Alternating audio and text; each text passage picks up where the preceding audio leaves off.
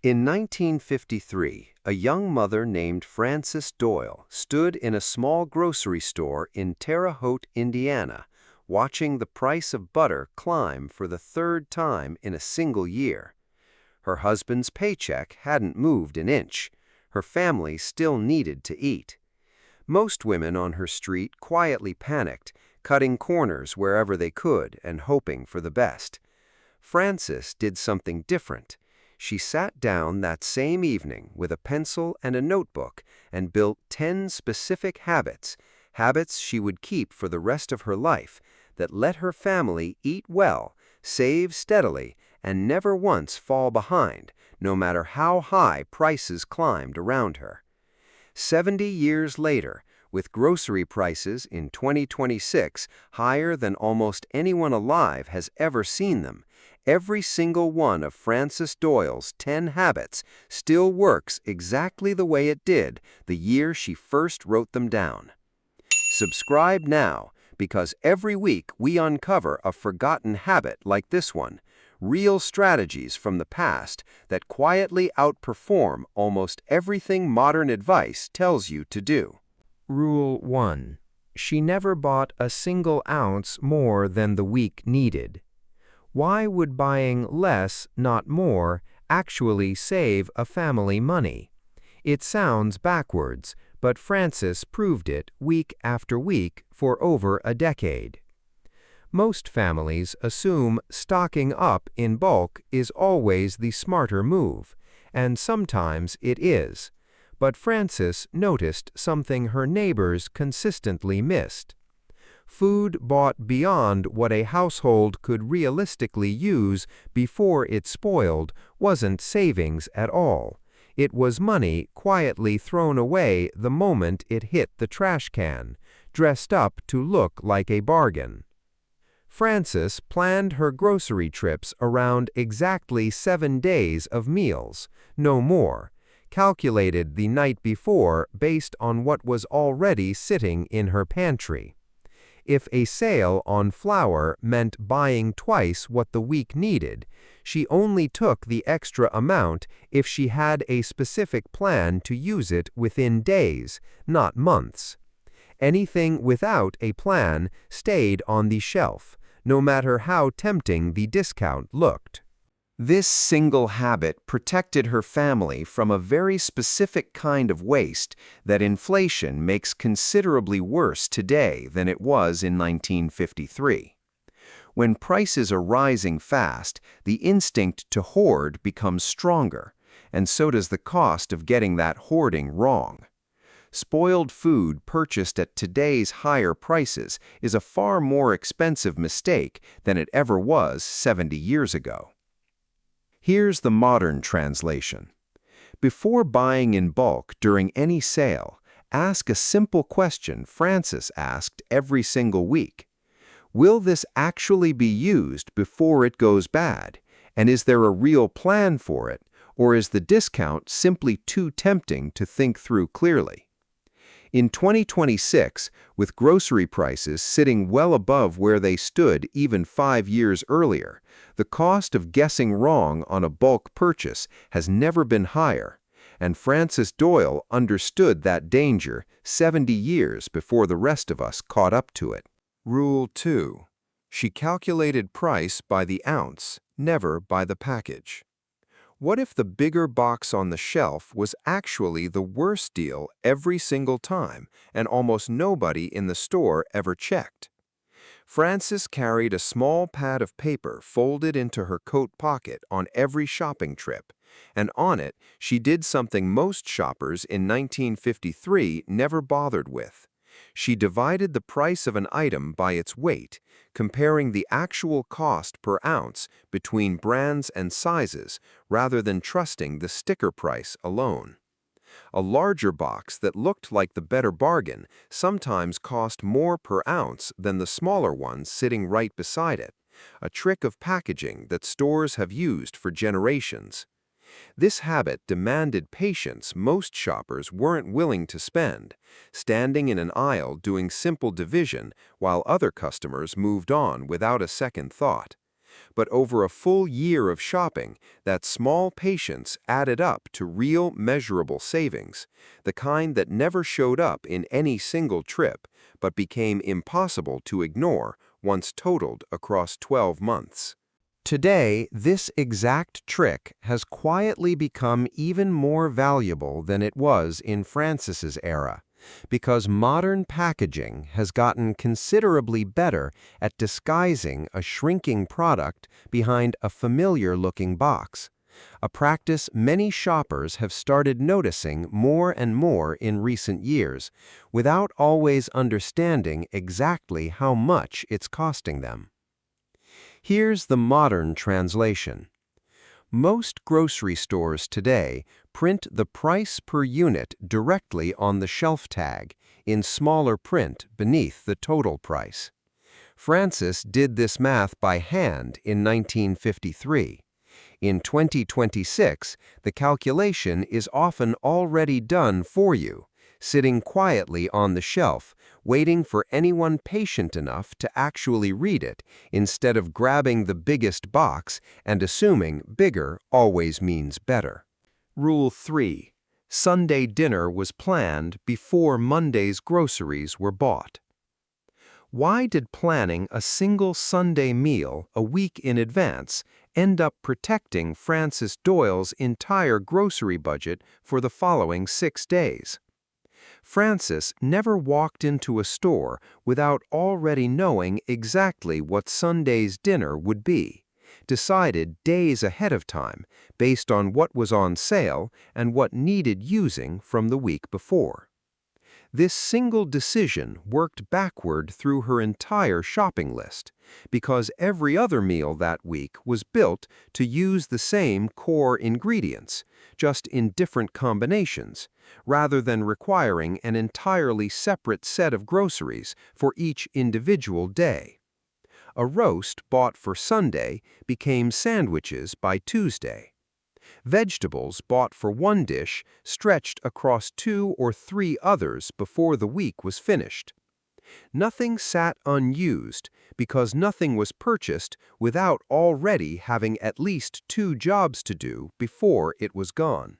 This kind of overlapping meal planning meant Francis's grocery list stayed remarkably short and remarkably efficient week after week, while families without a plan often found themselves making unplanned extra trips midweek, the exact kind of trip that tends to include a few unnecessary extra items picked up simply because they were standing right there in the aisle.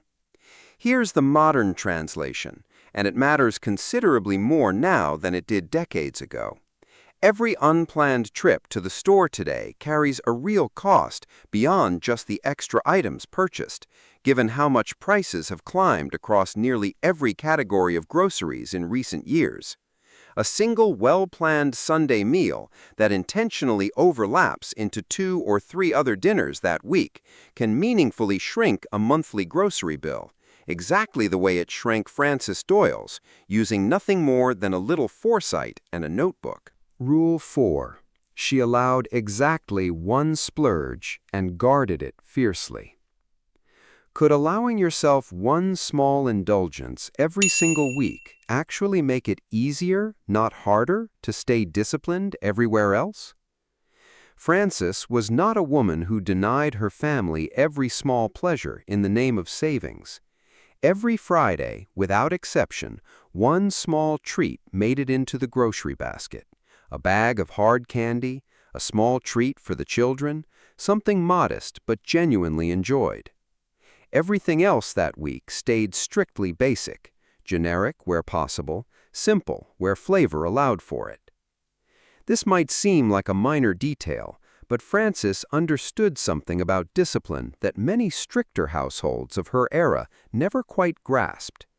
A budget with absolutely no room for enjoyment tends to break eventually, all at once, in a moment of frustration that often costs far more than the small splurge would have. A budget with one small, planned pleasure built directly into it tends to hold, because the craving for something enjoyable has already been satisfied in a controlled, deliberate way, rather than left to build until it demands something bigger. The splurge itself was never large. It rarely cost more than a few cents in 1953 dollars. But its size wasn't really the point. Its predictability was. Everyone in the household knew Friday's treat was coming, which made the other 6 days of strict, basic eating considerably easier to accept without complaint. Here's the modern translation. A tightly controlled budget that allows zero flexibility anywhere tends to collapse the fastest, especially when prices are climbing and patience is already running thin. One small, deliberate, planned indulgence each week, chosen in advance rather than grabbed impulsively, can be exactly what keeps an otherwise strict budget sustainable for the long haul. Rule 5. She bought the plain label before plain labels ever became officially invented. Why did Francis Doyle, decades before generic grocery brands were ever officially invented, already understand exactly what made them worth buying? In 1953, there was no such thing as a store brand the way we understand it today. But Francis noticed something else instead. Many products sitting on the shelf, packaged differently and priced differently, contained almost identical ingredients once she actually compared the labels closely. Flour was flour. Salt was salt. The fancier tin with the prettier label rarely did anything the plainer, cheaper version couldn't do just as well. She began buying deliberately toward the plainest, simplest version of nearly everything, reserving brand loyalty only for the handful of products where she genuinely noticed a real difference in quality worth paying extra for. Everything else she bought based on the ingredients themselves rather than the packaging surrounding them.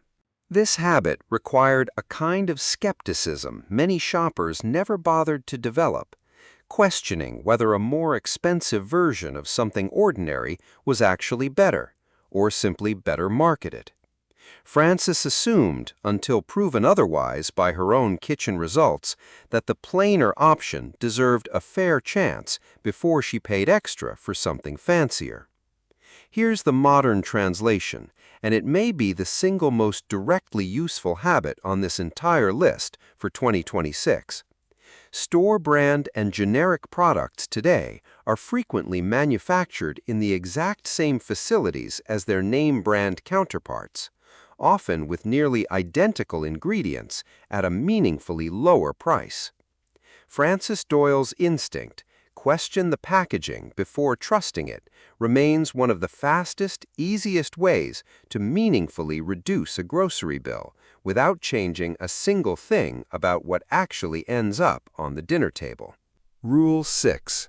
Nothing broken was replaced until it was properly examined. What if the difference between throwing something away and fixing it for pennies came down to 5 extra minutes nobody was willing to spend? When something in Francis Doyle's household stopped working, the very first step was never a trip to the store. It was a closer look. A wobbling chair usually needed one tightened screw, not a replacement. A humming radio usually needed one cleaned connection, not a new cabinet. Francis taught herself, largely through trial and error, to examine a broken object closely before assuming it was finished for good.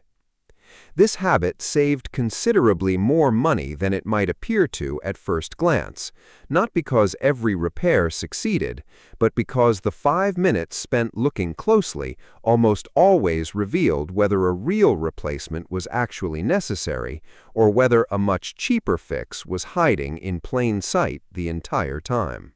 Francis's children grew up watching this instinct play out constantly, and it shaped how they approached their own households decades later.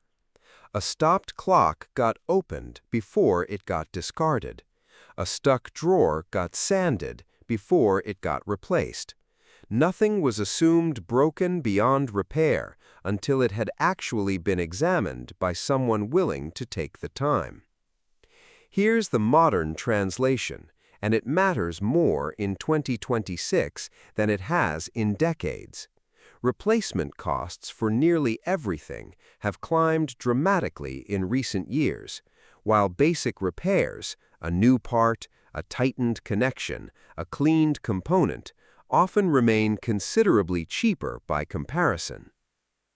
Francis Doyle's habit of examining before replacing, once considered simple common sense, has quietly become one of the more financially significant habits on this entire list, exactly when rising prices have made every unnecessary replacement considerably more expensive to absorb. Rule 7. She grew with the yard allowed and traded for the rest. Could a small backyard garden tended for just a few hours a week genuinely offset a meaningful portion of a family's grocery bill?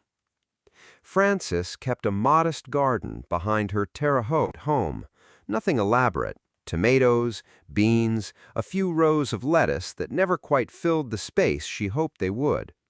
It wasn't large enough to feed her family entirely, and she never expected it to. But what it produced she used fully, canning what she couldn't eat fresh and trading whatever surplus remained with neighbors growing different vegetables of their own. This small trading network, built entirely on neighborly goodwill rather than any formal arrangement, meant Frances's family ate a wider variety of vegetables across the summer and fall than her garden alone could have ever produced, all without a single extra dollar leaving her household. The garden also served a quieter purpose that mattered just as much as the food itself. It gave Frances direct control over at least one category of rising grocery prices, insulated almost entirely from whatever the store down the street happened to be charging that particular month. Here's the modern translation. A full backyard garden isn't realistic for every household in 2026, but even a small container garden on a porch or balcony, growing a handful of herbs or vegetables that would otherwise be purchased weekly, recreates a meaningful piece of what Francis Doyle's garden did for her family. As grocery prices continue climbing across nearly every category, even a modest amount of homegrown food represents one category of spending that inflation simply cannot touch. Rule 8. 10% left her hands before anything else could claim it. Why did Francis Doyle protect exactly 10% of every single dollar that entered her house, no matter how tight that particular week had already become? Before groceries, before coal, before anything else claimed a single cent of the household's money, 10% of whatever came in went directly into a small tin kept on the highest kitchen shelf. This wasn't money left over after everything else was paid. It was the very first decision made, every single time money entered the house, before any other expense had the chance to compete for it. Frances maintained this rule even during genuinely difficult stretches, when skipping it would have made the week considerably easier in the short term. She understood, even without ever putting it into these exact words, that a rule broken once becomes considerably easier to break a second time, and eventually stops being a rule at all. Over the years, that consistent 10% quietly built a cushion her family relied on more than once, covering unexpected repairs, a lean month when Ed's hours were cut, and eventually, decades later, a portion of her own daughter's wedding. Here's the modern translation, and it remains one of the most consistently repeated pieces of financial guidance given today, decades after Frances first practiced it without ever hearing it phrased this way. Setting aside a fixed percentage automatically before it has the chance to be spent on anything else removes the temptation entirely. In 2026, with rising prices making every dollar feel more urgently needed the moment it arrives, protecting that percentage first rather than hoping something remains at the end of the month matters more than ever. Rule 9. She refused to let rising prices push her toward debt. When Francis Doyle refused the one option most of her neighbors quietly reached for. In the years when prices rose sharply and Ed's wages stayed exactly where they'd always been, many families around Francis turned to credit at the local store, buying now and settling the balance whenever money allowed. Francis refused this option almost entirely, choosing instead to shrink what her family bought rather than borrow to maintain what they'd grown used to. This wasn't always the easier choice in the moment. There were weeks when a small store credit would have made things considerably more comfortable. But Francis had watched, more than once, a neighboring family slide slowly deeper into a balance they couldn't fully repay, watching interest and fees quietly grow a small shortfall into something considerably larger and harder to escape. She chose discomfort now over debt later consistently, even when it meant simpler meals or a coat that had to last one more winter than originally planned. This discipline meant her family never once carried a balance they couldn't immediately pay in full, regardless of how difficult any individual week became. Here's the modern translation, and it applies just as directly in 2026 as it did in Francis's kitchen 70 years earlier. When prices rise faster than income, the temptation to bridge that gap with borrowed money only grows stronger, and the cost of that borrowing, in the form of interest, tends to grow right alongside it. Francis Doyle's instinct to shrink spending rather than expand debt remains one of the more difficult habits on this list to practice and one of the most protective over the long run. Rule 10. Every child in the house learned to question a price tag. What made Francis Doyle's children grow into some of the most careful spenders on their entire street decades after leaving her kitchen behind? From a young age, Francis's children were taught to look at a price tag and ask a simple question before ever asking for the item itself. Is this actually worth what it costs? Not whether they wanted it, which was rarely in question, but whether the price attached to it made genuine sense compared to what else that same amount of money could buy. This wasn't about denying her children small pleasures. It was about building, early and gently, a habit of genuine evaluation rather than automatic wanting. A skill Francis believed mattered considerably more than any single toy or treat she could have simply handed over without a second thought. Her children carried this instinct well into adulthood, questioning purchases large and small with the same careful eye Francis had modeled for them at that Terre Haute kitchen table decades earlier, long after the specific prices of 1953 had become nothing more than a memory. Here's the modern translation, and it may be the most valuable habit on this entire list precisely because it doesn't depend on any specific price or any specific decade at all. Teaching a child, or honestly teaching yourself, to pause and genuinely evaluate a price tag before reaching for a wallet remains exactly as useful in 2026, with prices higher than most of us have ever seen them, as it was in a small Indiana kitchen watching the price of butter climb for the third time in a single year. Francis Doyle never lived to see grocery prices the way they look in 2026.